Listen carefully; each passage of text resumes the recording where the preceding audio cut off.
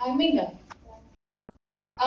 absent in the RBC cell, corresponding agglutinin must be present in the plasma. Okay, so if two laws very important. మీకు blood groups ఇస్తే మీరు two loss compulsory రాయాలి state లాస్టింగర్స్ లాని but second part అనేది మన ABO blood group system కి apply అవ్వదు okay so ఎందుకు apply అవ్వదు అంటే మనం ఎప్పుడు ఆర్బీసీ మెంబ్రేన్ మీద ఉన్నదే మనం కౌంట్ చేస్తాం ప్లాస్మాలో లేకపోతే అది మనకి అగ్లూటినేషన్ అనేది కనిపించదు okay so second law does not apply for Rh and many other blood group system మనది ABO RH blood group system mana Indians ది okay so there is the antigen and antibody ఇందాక చెప్పాను కదా RBC membrane మీద antigen A ఉంటే antibody B అనేది ప్లాస్మాలో ఉండదు okay so మీకు RBC స్ట్రక్చర్ ఎలా కనిపిస్తుంది బైకాన్కేవ్ షేప్ కదా okay so there is the RBC structure which is biconcave shape ఇది RBC membrane ఇది plasma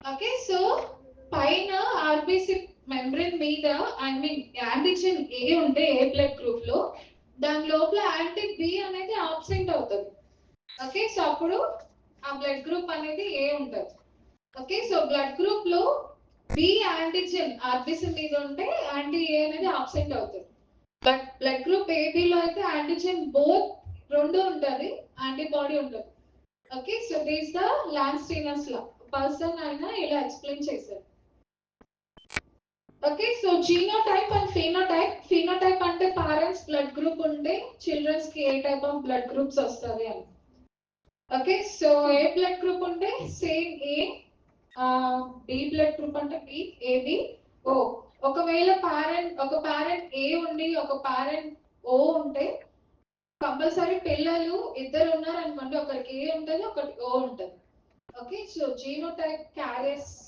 అనేది డిఫరెంట్ ఓకే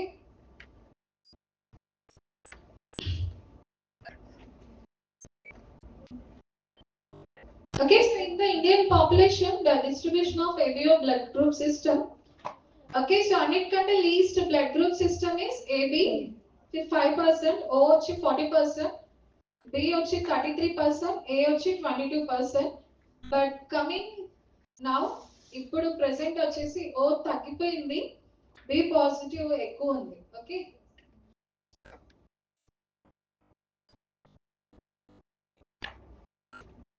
సో మన బాడీలో బ్లడ్ గ్రూప్ ఓకే సో ఈ పర్సన్ కి బ్లడ్ గ్రూప్ ఉంది అని ఎప్పుడు మనం ఐడెంటిఫై చేస్తామంటే 6th week okay so 6th week of intrauterine life okay so that is second month okay so second month లో మనం they appear in the second week of neonatal life and increase very slowly in the concentration at the peak level at 10 years of life.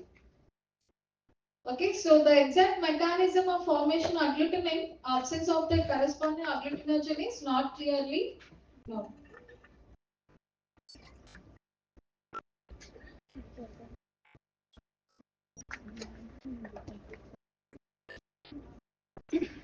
Okay, so coming to the RH system. Okay, so RH system, it was first discovered by the Carl Landstein's law in rhesus monkey.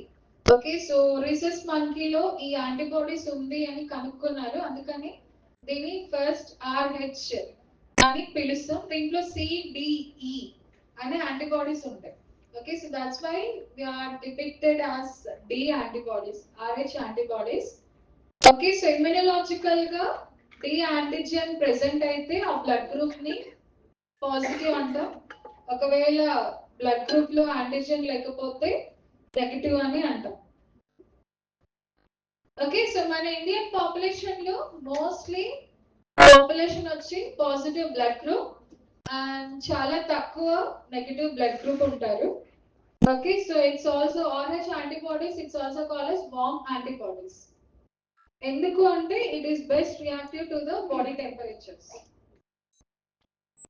okay so coming to the indications for transfusions okay so what's the use of identifying blood group మధ్య మధ్యలో కొన్ని skip చేసేసాను. అదేంటి అంటే chemical natures of blood groups అవి మీకు లేవు syllabus లో. ఓకే, సో అందుకనే స్కిప్ చేశాను. జస్ట్ ఏంటి మీ సిలబస్ లో ఉందో అవి మాత్రమే చెప్తున్నాను. Okay, coming to the indications. ఎందుకు, so what's the importance of identifying blood groups? Blood groups ఎలాగో ఐడెంటిఫై చేసాం. సో తర్వాత ఇండికేషన్స్ ఆఫ్ ట్రాన్స్ఫ్యూషన్. ఏ సిచ్యువేషన్స్ లో మనం ట్రాన్స్ఫ్యూషన్ చేస్తాం blood group, I mean blood ని. రిమెంబర్, ఒక person whole pack, I mean ఒక యూనిట్ బ్లడ్ వచ్చి 450 ml. ఓకే, సో ఫీమేల్స్ లో అయితే ఒకవేళ ఫీమేల్స్ డొనేట్ చేస్తే వాళ్ళు 350 ml తీసుకుంటారు. మేల్స్ దగ్గర అయితే 450 ml తీసుకుంటారు. దాన్ని 1 యూనిట్ అంటాం. ఓకే, సో ఒక whole packed blood, RBC, platelets, plasma అన్నీ ఉంటేనే దాన్ని, పిఆర్బిసి అన్నీ ఉంటేనే హోల్ ప్యాక్ బ్లడ్ అంటారు. కానీ హోల్ ప్యాక్ బ్లడ్ అనేది ఒక పర్సన్ కి ట్రాన్స్ఫ్యూజ్ చేయరు. Based on person diseased condition, ఆ పర్సన్ కండిషన్ ని బట్టి ట్రాన్స్ఫ్యూషన్ అనేది జరుగుతుంది. ఎప్పుడు అంటే ఒకవేళ పర్సన్ బర్న్స్ అయిపోయారు అనుకో, కాలిపోతారు. కాలిపోతే based on degree of injury, person కాలిపోతే ఆ పర్సన్ కాలిపోయిన వాళ్ళలో వాల్యూమ్, ఫ్లూయిడ్ వాల్యూమ్ అనేది తగ్గిపోతుంది. అప్పుడు ఆ person suffers from hypovolemia. Okay, so hypovolemia shock కి వెళ్ళిపోతారు. అప్పుడు మనం కంప్లీట్ హోల్ ప్యాక్ బ్లడ్ అనేది తీసుకెళ్ళి మనం ట్రాన్స్ఫ్యూషన్ చేయం. ఓన్లీ ఆ హోల్ బ్లడ్ లో ప్లాస్మాని మాత్రమే సపరేట్ చేసి తీసుకెళ్ళి ప్లాస్మాని ట్రాన్స్ఫ్యూషన్ చేస్తాం. Okay, so malaria, dengue fever లో ప్లేట్లెట్ కౌంట్ అనేది తగ్గిపోతుంది. అప్పుడు ఏమవుతుంది, కంప్లీట్ హోల్ ప్యాక్ అనేది మనం ట్రాన్స్ఫ్యూషన్ చేయం. ఏపీఆర్పిసిఓ అవి మనం ట్రాన్స్ఫ్యూషన్ చేసుకుంటాం. Okay, coming to the acute blood loss. First one, acute blood loss ఎప్పుడు చూస్తామంటే సడన్ యాక్సిడెంట్స్ కండిషన్స్ లో ఎక్కువ బ్లడ్ లాస్ ఉంటుంది. Okay, so but during accidents, okay, so blood loss ఎక్కువైపోయి, బ్లీడింగ్ ఎక్కువైపోయి కార్డియక్ అరెస్ట్ అయిపోయి చనిపోతూ ఉంటారు. ఓకే, సో అందుకనేసి యాక్సిడెంట్స్ అయినప్పుడు ఫస్ట్ ఎయిడ్ ఏంటి అంటే, ఫస్ట్ మోటివ్ ఏంటి అంటే పర్సన్ బ్లీడింగ్ అనేది స్టాప్ చేయాలి. Okay, so based on the own, ఎక్కడ దెబ్బ తగిలింది, కాళ్ళు చేతులు అనుకోండి మనం ఏదైనా టై చేసేస్తాం. బట్ హెడ్ కి ఏమైనా ఇంజరీ అయితే ఇమీడియట్ గా మనం బ్లీడింగ్ ని అరెస్ట్ చేసి, ఓకే, సో ఫస్ట్ ఎయిడ్ చేసి ఇమీడియట్ గా పక్కన ఉన్న హాస్పిటల్స్ కి ఎక్కడో మనం షిఫ్ట్ చేస్తాం. ఎందుకు అంటే ఏదైనా హెడ్ ఇంజరీ అయితే మనం చెప్పలేం, పర్సన్ బ్రెయిన్ డెత్ అవ్వచ్చు, ఇమీడియట్ గా చనిపోవచ్చు. కాళ్ళు చేతులు అంటే we can hope the person is okay అనేసి. ఓకే, ఇమీడియట్ గా బ్లీడింగ్ ని we have to tight the bandage, arrest చేస్తాం. ఒకవేళ అప్పటికి ఇంకా బ్లీడింగ్ ఎక్కువ అవుతుందంటే మనం ఆ కండిషన్ లో ట్రాన్స్ఫ్యూషన్ చేస్తాం. క్రానిక్ అనీమియా అంటే పర్సన్ కి తెలియకుండానే చాలా రోజుల నుండి అనీమియా అంటారు. Iron deficiency anaemia. Some persons they will suffer from internal bleedings. Internal bleedings అంటే ఇంటర్నల్ గా ఏదో అయిపోతుందని కాదు, జిఐ బ్లీడింగ్స్ అవుతుంటాయి కొంతమందికి, గ్యాస్ట్రైటిస్ ఉన్న వాళ్ళకి. ఓకే, సో బయట ఫుడ్ ఎక్కువ తినడం, స్పైసీ ఫుడ్ తిన్న వాళ్ళకి, ఎప్పుడు ఇంటి ఫుడ్ అలవాటు లేని వాళ్ళకి, డ్రింకర్స్ కి, ఆల్కహాల్ తీసుకుంటారు కదా వాళ్ళకి గ్యాస్ట్రైటిస్ అనేది వచ్చేస్తుంది. ఐ మీన్ ఎరోషన్స్ అయిపోయి ఇంటర్నల్ గా బ్లీడింగ్స్ అవుతూ ఉంటుంది. ఓకే, సో వాళ్ళకి బ్లీడింగ్స్ అవుతూ ఉన్నప్పుడు, తర్వాత కొంతమంది ఫీమేల్స్ కి, ఐ మీన్ లేడీస్ కి ఏదైనా సిస్ట్ ఉన్నా, హెమరేజిక్ సిస్ట్ ఉన్నా, ఏదైనా కానీ మెన్స్ట్రువల్ సైకిల్ అప్పుడు హెవీ బ్లీడింగ్స్ అయినా కానీ వాళ్ళకి ఐరన్ డెఫిషియన్సీ అయిపోయి anaemia, they will suffer from anaemia.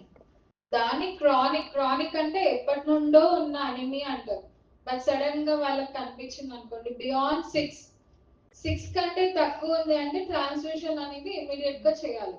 Okay, so 6 కన్నా 4 కి అలా వచ్చేసింది అనుకోండి haemoglobin, person immediately they will suffer from cyanosis నుండి షాక్ వెళ్ళిపోయి ఇమీడియట్ గా డెత్ అయిపోతారు.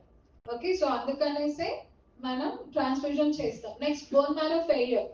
Okay, so during leukaemia, blood cancer patients కి ద బోన్ మ్యారో ఫెయిల్యూర్ అనేది ఉంటుంది. Bone marrow transplantation or blood transfusion అనేది చేస్తారు. Treatment purpura is, so when the platelet has been decreased below 50,000 cells per mm cube of blood. 50, మనకి platelets అనేది లాక్స్ లో ఉంటాయి. కదా. కానీ 50,000 కంటే తగ్గిపోయింది అనుకుంటే ఏమవుతుందంటే పర్పురా అంటే స్కిన్ మీద స్ట్రేషన్స్, ఏదైనా చెట్టు కానీ ఏదైనా కొమ్మ గీసుకుంటే ఎలా మీకు గీసుకుంటారో అలాగా బాడీ అంతా స్ట్రేషన్స్ అంటారు దాన్ని. స్ట్రేషన్స్ చిన్న చిన్న రెడ్ కలర్ మార్క్స్ అనేది వస్తుంది, దాన్ని పర్పురా అంటారు.